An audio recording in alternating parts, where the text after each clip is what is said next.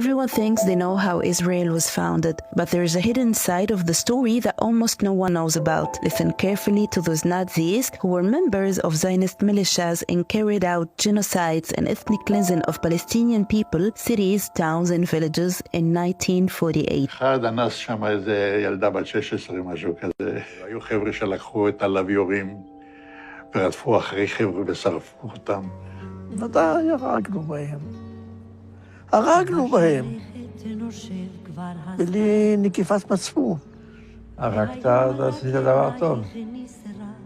אני הייתי מוכן להרוג, כי כך חונכתי שאנחנו בדרך זו נחסל את האויבים שלנו, או תהיה הימנעות מצידם מחשש מאיתנו.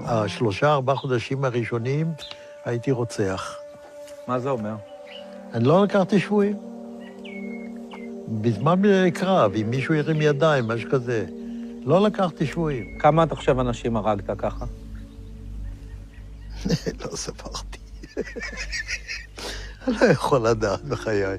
היה לי מקלע עם 250 כדורים. תראה, יריתי, נלחמתי כולם. אני לא יכול לספור.